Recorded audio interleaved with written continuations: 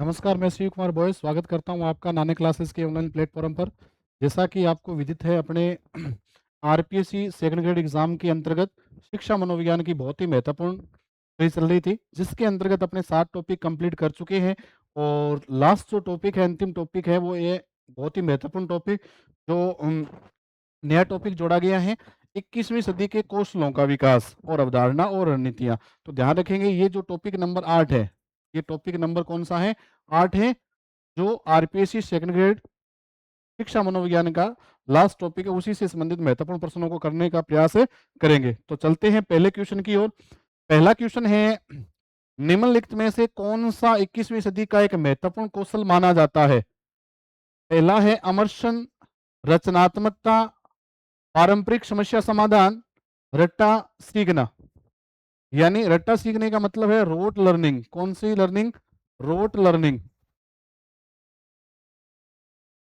क्योंकि इसकी तो जो एनईपी 2020 है, नेशनल एजुकेशन पॉलिसी 2020 जो है, इसकी तो अवहेलना की है। इसकी अवहेलना की है कि रट्टा सीखना, ठीक है। और रटकर सीखकर की जो अवहेलना का जो प्रकार जो बताया, वो आसुबेल ने बताया है।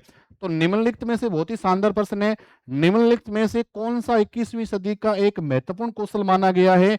वो है रचनात्मकता। रचनात्मकता से तात्पर्य क्या है कि आप बच्चे को समय समय करने के लिए दें, समय करने के लिए दें, ठीक है। और अध्यापक क्या रहे? केवल मार्गदर्शक।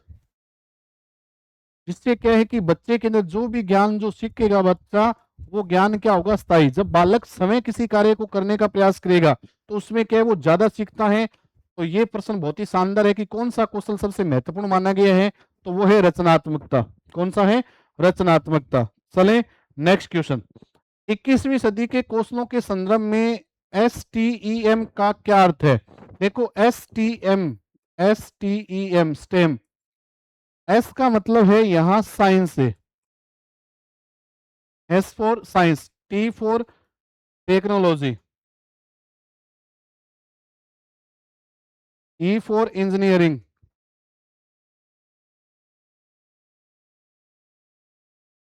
और एम फॉर मैथमेटिक्स। मैथमेटिक्स। तो ये है STEM का फुल फॉर्म है। तो इसमें एस का मतलब साइंस, ठीक है, एस फॉर साइंस। टेक्नोलॉजी का मतलब होता है प्रौद्योगिकी, इंजीनियरिंग और मैथमेटिक्स यानी गणित। तो ऑप्शन कौन सा रहेगा? 2 नंबर, विज्ञान, प्रौद्योगिकी, इंजीनियरिंग, गणित। ये किसका पूरा नाम है? स्टेम का। उसके बाद नेक्स्ट क्वेश्चन है, 21वीं सदी के अधिगम का प्राथमिक फोकस क्या है? मतलब उसके अंदर सबसे ज्यादा किसके ऊपर बल दिया गया है मुख्य तौर पर? तो देखो, इसका तो विरोध किया है, मैंने भी बताया है कि जो एनईपी 2020 है, एनईपी 2020 जो है, जो वर्तमान में जो शिक्षा नीति है, जो मतलब तीसरी शिक्षा नीति है, क्योंकि पहली शिक्षा नीति आई थी 1968, 68 के बाद आई थी 1986, 86 के बाद तीसरी जो शिक्षा नीति है, उसने एनईपी 2020 इसका विरोध कर रही है, ठीक है। उसके बाद है, इसका मतलब 21वीं सदी के अधिगम का प्राथमिक फोकस क्या है? विकास, मानसिकता और व्यवहारिक कौशलों का। मतलब जो भी बालक को सिखाया जा रहा है ना, उसको व्यवहारिक सिखाया जाए। मतलब व्यवहार में, मतलब जो भी चीजें, मतलब अपने दैनिक जीवन में, मतलब जो जो भी कौशल अगर सिखाया जाए, तो बालक या बालिका जो है उसका दैनिक जीवन में उपयोग कर सके, उसके ऊपर ज्यादा फोकस किया गया है। तो विकास, मानसिकता और व्यवहारिक कौशलों का विकास। उसके बाद है, कौन सा कौशल प्रौद्योगिकी का प्रभावी और नैतिक उपयोग करने की क्षमता से संबंधित है? डिजिटल साक्षरता, गणितीय तर्क, भाषाई बुद्धिमत्ता और सांस्कृतिक दक्षता। देखो, कौन सा कौशल प्रौद्योगिकी का प्रभावी और नैतिक उपयोग करने की क्षमता से संबंधित है? तो वो है डिजिटल साक्षरता, ठीक है, ध्यान रखेंगे, डिजिटल साक्षरता। उसके बाद नेक्स्ट क्वेश्चन है, महत्वपूर्ण चिंतन का सार क्या है? प्रश्न किए बिना सूचना स्वीकार करना, ये तो सार नहीं है। सूचना का विश्लेषण और मूल्यांकन करना। कोई भी अगर आपके पास सूचना या संदेश पहुंच रहा है, उसका पूरा एनालिसिस करना कि ये हुआ तो कैसे हुआ, है ना, और उसका मूल्यांकन करना, वही क्या है? चिंतन का पूर्णतः सार होता है। उसके बाद नेक्स्ट क्वेश्चन है, महत्वपूर्ण चिंतन और रचनात्मकता के बीच क्या है? चिंतन और रचनात्मकता क्या है? क्योंकि रचनात्मकता के अंदर ही क्या है, क्योंकि किसी भी समस्या का जब समाधान करता है, कोई भी बालक जब है किसी भी समस्या का जब समाधान करता है, तो समस्या का समाधान, क्योंकि रचनात्मकता जो है वो व्यापक है। रचनात्मकता क्या है? व्यापक है। रचनात्मकता के अंदर ही बालक क्या करता है? चिंतन करता है, मतलब थिंकिंग करता है। तो ये दोनों क्या एक दूसरे के पूरक हैं, क्योंकि महत्वपूर्ण चिंतन और रचनात्मकता एक दूसरे के क्या है? पूरक है, मतलब एक दूसरे के सहयोगी है। क्योंकि रचनात्मकता के अंदर ही बालक क्या करता है? जब किसी भी समस्या का जब समाधान करता है तो उसी के अंदर क्या करता है? थिंकिंग करता है, मतलब विचार विमर्श करता है और उस समस्या का समाधान करता है। तो ये दोनों एक दूसरे के क्या है? पूरक है। उसके बाद आरपीएससी सेकंड ग्रेड की जो टेस्ट सीरीज है, कुल उसके अंदर 15 टेस्ट है। कितने टेस्ट हैं? 15 टेस्ट है, जिसमें 10 शेड्यूल टेस्ट हैं और 2 रिवीजन टेस्ट है और 3 फाइनल टेस्ट है। तो कुल कितने हो गए? 15 टेस्ट। तो कहाँ उपलब्ध है? तो नानक क्लासेस के ऐप के ऊपर। ठीक है, तो आज ही आप नानक क्लासेस के ऐप को डाउनलोड करें और अपनी तैयारी को क्या करें? बेहतर करें। उसके बाद है नेक्स्ट जो है, 21वीं सदी के कौशलों के संदर्भ में वैश्विक नागरिकता शब्द का क्या अर्थ है? देखो, इसका मतलब है कई देशों का नागरिक होना नहीं है, व्यापक रूप से यात्रा करना, कई भाषाओं में निपुण होना। देखो, वैश्विक नागरिकता का मतलब होता है वैश्विक दृष्टिकोण, बेहतर दुनिया में योगदान देना, मतलब विश्व स्तर के ऊपर वैश्विक दृष्टिकोण। जैसे संपूर्ण पृथ्वी मेरा परिवार है, मतलब इसके अंदर विश्व के अंदर जितने भी सदस्य हैं वो सारे क्या हैं? मतलब मेरे परिवार के सदस्य हैं। इसी प्रकार से वैश्विक दृष्टिकोण मतलब बड़े स्तर के ऊपर, मतलब आप ये कह सकते हो कि देश हित के अंदर जो मतलब देश हित के अंदर जो अपना दृष्टिकोण रखते हैं। जैसे वैश्विक नागरिकता के अंदर अपने आप पढ़ते हो कि संपूर्ण पृथ्वी वैश्विक वसुधैव कुटुंबकम की अवधारणा चलती है कि संपूर्ण पृथ्वी मेरा एक परिवार है। मतलब विश्व स्तर के ऊपर, मतलब विश्व के अंदर जितने भी, या अपने कह सकते हैं कि पृथ्वी के अंदर जितने भी लोग बाग हैं जो मेरे परिवार के एक सदस्य है। तो इसका मतलब यही है कि वैश्विक दृष्टिकोण रखना या बेहतर दुनिया में योगदान देना। क्योंकि अगर सोच बड़ी होगी तभी अपने क्या कर सकते हैं? देश के लिए कुछ अच्छा कर सकते हैं। इसमें ऑप्शन कौन सा रहेगा? दूसरा। उसके बाद है सफल सहयोगी टीमों की एक प्रमुख विशेषता क्या है? सीमित संचार ये तो नहीं है, एक समान चिंतन नहीं है, कठोर पदानुक्रम ये भी नहीं है, विविध कौशल और दृष्टिकोण। एक सफल सहयोगी टीम की प्रमुख विशेषता यही है कि उनके पास विविध कौशल होंगे, किसी भी समस्या को हल करने के लिए अनेक प्रकार के क्या होंगे? कौशल होंगे, स्किल होंगे, और उसी के आधार पर क्या कर सकते हैं? उस समस्या का क्या किया जा सकता है? समाधान किया जा सकता है। नेक्स्ट क्वेश्चन है, बहुत ही शानदार है, राष्ट्रीय शिक्षा नीति 2020। अब ध्यान रखना, जो राष्ट्रीय शिक्षा नीति एनईपी जो है 2020, अब इसमें ध्यान रखना कि एक तो इसका एनईपी का पूरा नाम क्या है? National education policy. ठीक है, और ये क्या है? वर्तमान की शिक्षा नीति है। और ये कौन सी शिक्षा नीति है? तीसरी, क्योंकि पहली शिक्षा नीति आई थी 1968, उसके बाद आई है 1986 और उसके बाद आई है 2020। और अगर आपसे पूछा जाए 86 के बाद 1992 के अंदर क्या हुआ था? आंशिक संशोधन हुआ था। ठीक है, और ध्यान रखना कि 1968 की जब शिक्षा नीति आई थी तो उस दौरान जो प्रधानमंत्री थे वो कौन थे? इंदिरा गांधी। और 1986 उसके अंदर राजीव गांधी। और वर्तमान के अंदर जो शिक्षा नीति है उसके अंदर नरेंद्र मोदी। अब इसके अंदर प्रश्न क्या पूछा गया? राष्ट्रीय शिक्षा नीति 2020 स्कूलों में 21वीं सदी के सीखने के कौशलों के समेकन के महत्व को रेखांकित करती है ताकि शिक्षा की गुणवत्ता और प्रासंगिकता बढ़े। नीति निम्न बातों पर जोर देती है। तो इसके अंदर क्या कुछ है? बहुविषयक अध्ययनों बहुविषयक अध्ययन जो स्टेम, कला और व्यवसायिक शिक्षा को जोड़ता है। देखो, बहुविषय का मतलब क्या होता है? देखो, राष्ट्रीय शिक्षा नीति के अंदर पहली बात यह है कि उसको बहुविषयक मतलब एक से, जो अध्यापक जो है, अध्यापक को जो है उसको एक से अधिक भाषाओं का ज्ञान होना चाहिए। एक से अधिक विषयों का या भाषाओं का क्या होना चाहिए? ज्ञान होना चाहिए।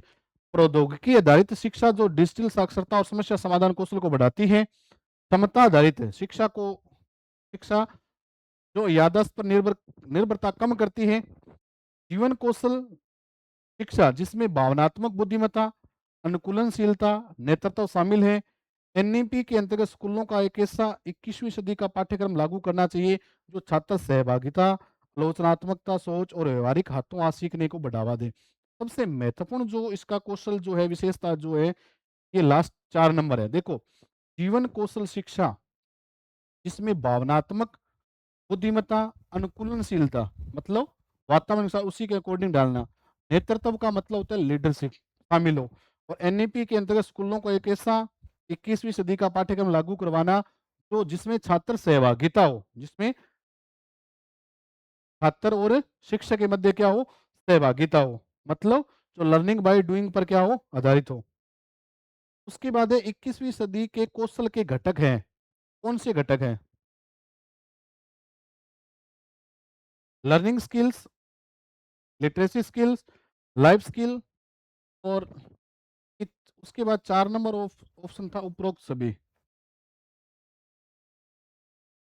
उपरोक्त सभी, ठीक है। तो इसमें सभी ये कौशल है, ये कौन सा रहेगा? उपरोक्त सभी। उसके बाद नेक्स्ट है डिलोर्स रिपोर्ट, कब पेश की है? 1996। यूनेस्को के 4 स्तंभों में से 4 जो स्तंभ हैं, 4 पिलर बताइए, कौन सा स्तंभ व्यक्तित्व विकास और आत्म परिचय का सर्वाधिक बल देता है?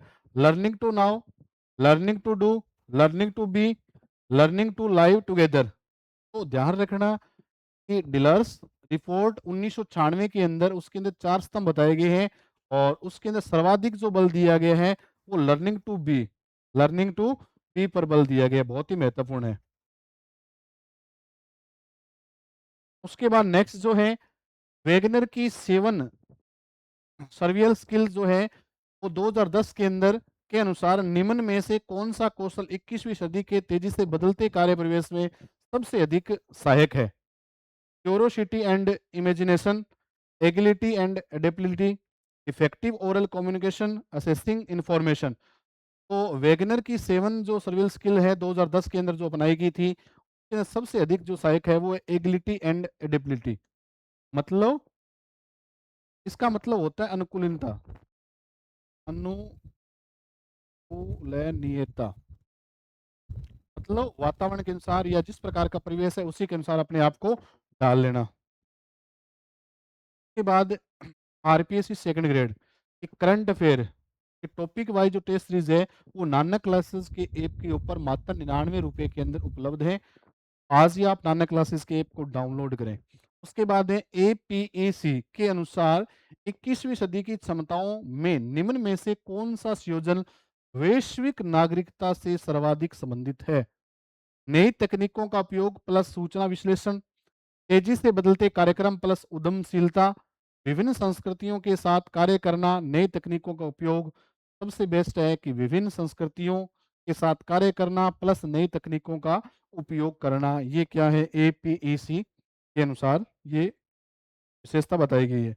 उसके बाद है 21वीं सदी के 4 कोर स्किल्स, जो 4 इसके मुख्य स्किल बताए गए हैं, तो 4CS, मतलब 4 कोर स्किल्स में निम्नलिखित में से कौन सा सही क्रम है? तो पहला देखो, 4 4CS। पहला है कम्युनिकेशन, कोलैबोरेशन, क्रिटिकल थिंकिंग और क्रिएटिविटी। ठीक है, इसका पहला क्या है? इसका पहला जो चरण है वो है कम्युनिकेशन, दूसरा है कोलैबोरेशन, तीसरा है क्रिटिकल थिंकिंग, के बाद है क्रिएटिविटी। क्रिएटिविटी का मतलब होता है सृजनात्मकता, कृत्रिम विचार यानी, ठीक है। कोलैबोरेशन का मतलब उद्भावन होता है, कम्युनिकेशन का मतलब होता है संप्रेषण होता है। उसके बाद नेक्स्ट जो है, ओईसीडी की रिपोर्ट के अनुसार कौन सा घटक शामिल नहीं है? संचार, सूचना, नैतिकता और सामाजिक प्रभाव, और क्रिएटिविटी। तो ध्यान रखना, ओईसीडी की रिपोर्ट के अनुसार किसको शामिल नहीं किया गया है? क्रिएटिविटी को शामिल नहीं किया गया। क्रिएटिविटी मतलब सृजनात्मकता को शामिल नहीं किया गया है, बाकी तीनों को शामिल किया गया है। तो यही अपना ऑप्शन रहेगा, ऑप्शन नंबर 4। उसके बाद नेक्स्ट है एटीसीएस फ्रेमवर्क। एटीसीएस ये कार्यक्रम कब लागू किया गया था? 2013 के अंदर में। टूल्स फॉर वर्किंग का प्रमुख उदाहरण क्या है? समस्या समाधान करना, सामाजिक सहभागिता, नेतृत्व क्षमता, आईसीटी एवं तकनीकी उपकरण। तो ये बहुत ही शानदार क्वेश्चन है कि एटीसीएस फ्रेमवर्क का सबसे बेस्ट उदाहरण कौन सा है? आईसीटी एवं तकनीकी उपकरण।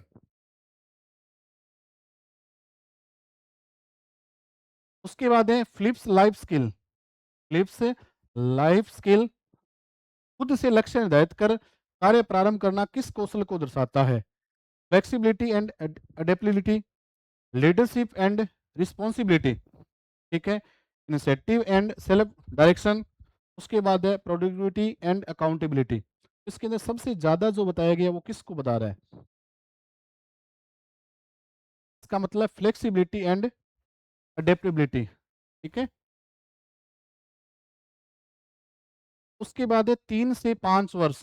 3 से 5 वर्ष आयु समूह में सब जागरूकता, सेल्फ अवेयरनेस का प्रमुख अधिगम परिणाम कौन सा है? अब सब जागरूकता का मतलब है कि 3 से 5 वर्ष के जो बालक बालिकाएं हैं, 21वीं सदी के कौशल के अंतर्गत यही बताया गया है कि बालक को स्वयं को जागरूक करना है।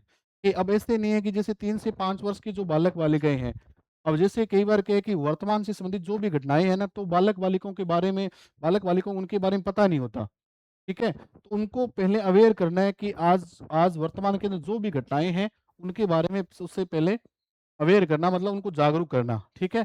सहपाठियों के साथ सहयोग करना, मानव शरीर अंगों की पहचान करना, समस्या का तार्किक समाधान करना। तो इसमें का प्रमुख परिणाम क्या होगा?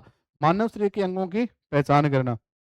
उसके बाद है सेकंड ग्रेड की करंट अफेयर की जो पुस्तक है वो बाजार में उपलब्ध है, तो आप उसको परचेज कर सकते हैं। उसके बाद है WHO द्वारा 1999 में प्रतिपादित कोर लाइफ स्किल के संदर्भ में निम्न में से कौन सा कथन सही है? ये केवल किशोरावस्था के लिए उपयोगी है, ये केवल संज्ञानात्मक विकास से संबंधित है, केवल शब्द अपने आप में नेगेटिव है। इन्हें सीबीसी ने लाइफ स्किल प्रोग्राम में अपनाया है जीवन कौशल से जुड़े। तो ये ऑप्शन सही है। बहुत ही शानदार क्वेश्चन है कि WHO द्वारा 1999 में जो कोर लाइफ स्किल जो है, ठीक है, में कौन सा कथन सही है? इन्हें को किसने अपनाया है? सीबीसी ने, ठीक है। उसके बाद नेक्स्ट जो है समस्या समाधान, प्रॉब्लम सॉल्विंग कौशल के विकास से 3 से 5 वर्ष तक के बच्चों में कौन सा व्यवहार अपेक्षित है? कि समस्या समाधान कौशल के विकास में 3 से 5 वर्ष के बालकों से आप क्या अपेक्षा कर सकते हैं? केवल निर्देशों का पालन, जिज्ञासा, अवलोकन और अन्वेषण द्वारा समाधान, भावनात्मक निर्भरता, अनुकरण द्वारा सीखना। उसके अंदर क्या होगी 3 से 5 वर्ष के बालकों के लिए? ऑप्शन नंबर 2, जिज्ञासा, अवलोकन और अन्वेषण द्वारा समाधान। उसके बाद है भावनाओं का प्रबंधन, मैनेजिंग इमोशन से संबंधित 21वीं सदी के कौशलों का सही संयोजन कौन सा है? संचार प्लस आलोचनात्मक चिंतन, संचार प्लस सामाजिक कौशल प्लस रचनात्मक चिंतन, नवाचार प्लस नेतृत्व, आत्मनियंत्रण प्लस अनुशासन। सबसे बेस्ट कौन सा है? संचार सबसे पहले, संचार, फिर सामाजिक कौशल, फिर है रचनात्मक चिंतन। उसके बाद नेक्स्ट है निम्न में से कौन सा कथन 21वीं सदी के कौशल के संदर्भ में सही है?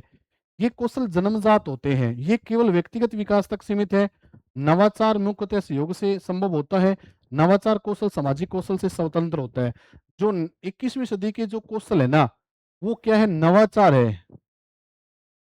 कि वर्तमान के अंदर जो बालक जो है उनको किस प्रकार से पढ़ाया जा सकता है ना। तो नवाचार मुख्यतः सहयोग से क्या होता है? संभव होता है। उसके बाद है 6 से 10 वर्ष आयु समूह में समय को समझना और स्वीकार करना से संबंधित मूल जीवन कौशलों का सही संयोजन कौन सा है? सब जागरूकता, समस्या समाधान, सब जागरूकता, प्रभावी संचार और निर्णय लेना, भावनाओं का प्रबंधन, अनुकूलनशीलता, आलोचनात्मक चिंतन और रचनात्मक चिंतन। सबसे बेस्ट कौन सा है? ऑप्शन नंबर 2, सब जागरूकता, प्रभावी संचार और निर्णय लेना। उसके बाद नेक्स्ट है लैंगिक रूढ़ियां। लैंगिक रूढ़ियों की पहचान किस आयाम के अधिगम परिणामों के अंतर्गत आती है? सब सुधार, सब का प्रबंधन और अभिव्यक्ति, समय को समझना और स्वीकार करना, संबंध निर्माण। इसमें जो लैंगिक जो रूढ़िवाद जो है, जेंडर जो स्टीरियोटाइप जो है, जिसके अंदर मतलब भेदभाव करना, मतलब इसके अंदर लड़का व लड़की के अंदर एक को ज्यादा बढ़ावा देना है। इसके अंदर कौन सा रहेगा? समय को समझना और स्वीकार करना। मतलब कई बार क्या करते हैं कि उसमें कहते हैं कि ये लड़के के द्वारा ये कार्य किया जा सकता है, लड़के के द्वारा ये कार्य नहीं किया जा सकता। मतलब लिंग के अकॉर्डिंग क्या है? भेदभाव करना। तो समय को ही ज्यादा स्वीकार करना या मान्य मानना।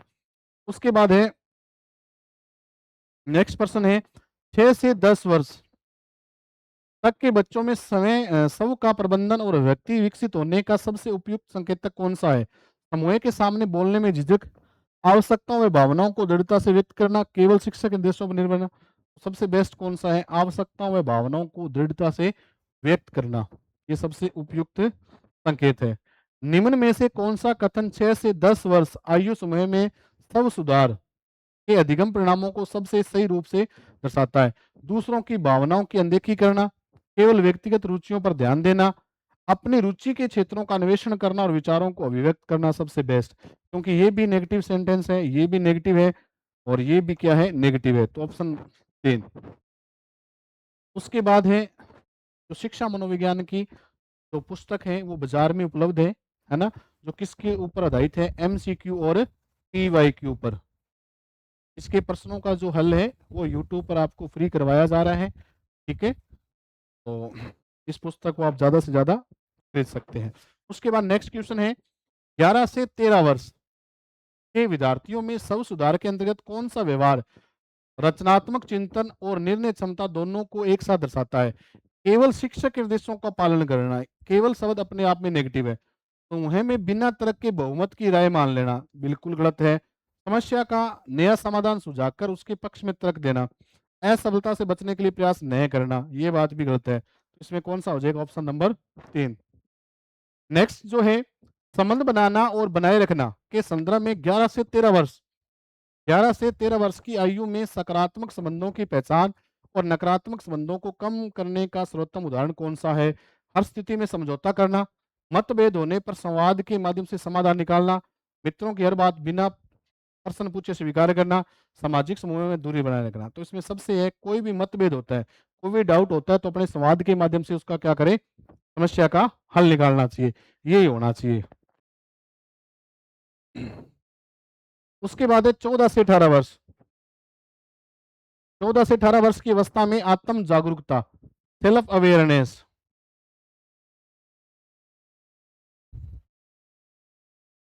का सबसे स्टिक प्रभाव क्या होता है? केवल अपनी कमजोरियों पर ध्यान देना, सामाजिक मानदंडों का बिना प्रश्न पालन करना, अपने विचार, भावनाएं और व्यवहार के बीच संबंध समझना।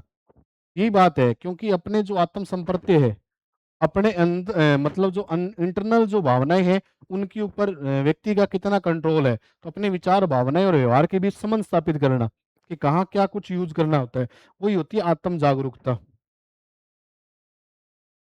21वीं 21वीं सदी के कौशलों में जीवन कौशल के अंतर्गत क्या नहीं आता? सामाजिक कौशल, उत्पादकता, प्रौद्योगिकी साक्षरता, लचीलापन। तो इसमें क्या नहीं आता? प्रौद्योगिकी साक्षरता इसमें नहीं आता। बाकी सामाजिक कौशल, उत्पादकता और लचीलापन आता है। उसके बाद है 21वीं सदी के कौशल में जीवन कौशल अन्य किस नाम से जाना जाता है? थिंकिंग, कोलेबोरेशन, फ्लिप्स या प्रोडक्टिविटी। तो ये कहलाता है फ्लिप्स के नाम से। जीवन कौशल को किस नाम से जाना जाता है? FLIPS, FLIPS। उसके बाद RPSC second grade exam 2026 10 model जो पेपर है वो नानक क्लासेस के ऐप के ऊपर उपलब्ध है। अपनी तैयारी को बेहतर करने के लिए आज ही आप नानक क्लासेस ऐप को डाउनलोड करें। 21वीं सदी के कौशलों में 4 के अंतर्गत नहीं है, कौन सा नहीं है? बोलो। Critical thinking, collaboration, coordination, communication. इसमें कौन सा नहीं है? कोऑर्डिनेशन नहीं है। तो आप क्या बोलते हो? समन्वय, तालमेल बिठाना जिसको बोलते हैं, ये इसके अंतर्गत नहीं आता। बाकी क्रिटिकल थिंकिंग, कोलेबोरेशन, कम्युनिकेशन ये सारी चीजें आती है। कौन सा नहीं पूछा है? तो कोऑर्डिनेशन हो जाएगा। उसके बाद नेक्स्ट है सही सम्मिलित का चयन करें। सीखने के कौशल रचनात्मकता, साक्षरता कौशल प्रौद्योगिकी, जीवन कौशल उत्पादकता। उपयुक्त सभी है। सभी जो है जीवन कौशल का संबंध उत्पादकता से है, साक्षरता कौशल का संबंध प्रौद्योगिकी से है, सीखने के कौशल से रचनात्मकता से है। तो ऑल ऑफ दिस। के बाद नेक्स्ट है लचीलापन और अनुकूलनशीलता में मूल अंतर क्या है? देखो लचीलापन, अनुकूलनशीलता, लचीलापन का मतलब होता है कि परिस्थिति के अनुसार अपने आप को ढाल लेना। अनुकूलनशीलता का मतलब होता है कि जिसके अंदर मतलब जिस प्रकार का परिवेश है उसी के अनुसार अपने आप को ढाल लेना। अब देखो लचीलापन का मतलब होता है फ्लेक्सिबिलिटी, मतलब अपने आप को परिवर्तन करना। अब इसमें देखो सबसे लचीलापन परिस्थितियों के अनुसार बदलने की तत्परता है। लचीलापन का मतलब होता है फ्लेक्सिबिलिटी, परिस्थितियों के अनुसार बदलने की तत्परता। मतलब एक जगह कठोर नहीं है वो, कि जिस प्रकार की परिस्थिति है उसी के अनुसार वो अपने आप को ढाल लेगा। अनुकूलनशीलता नए वातावरण में समय को ढालने की क्षमता, तो ये सबसे बेस्ट है। लचीलापन परिस्थितियों के अनुसार बदलने की तत्परता। अनुकूलनशीलता का मतलब है कि नए वातावरण में समय को ढालने की क्षमता। तो ऑप्शन नंबर 3। 21वीं सदी के कौशलों में शामिल है सीखने के कौशल, साक्षरता कौशल, जीवन कौशल। ये तीनों ही कौशल उसके अंदर शामिल है। तो ऑल ऑफ दिस, उपरोक्त सभी। नेक्स्ट प्रश्न है 21वीं सदी के कौशल आवश्यक क्यों हैं? ये विद्यार्थियों का अच्छा नागरिक और उत्तरदायित्व इंसान बनने में मदद करते हैं। ये बात बिल्कुल सही है। विशेष आवश्यकता वाले बच्चों को भी स्वतंत्र और सक्षम जीवन जीने में सहयोग प्रदान करते हैं। बिल्कुल बात सही है। भविष्य की नौकरियां और तकनीकियां अभी बनी भी नहीं है, इसलिए विद्यार्थियों को अनुकूलनशीलता और समस्या समाधान की आवश्यकता है। बिल्कुल बात सही है।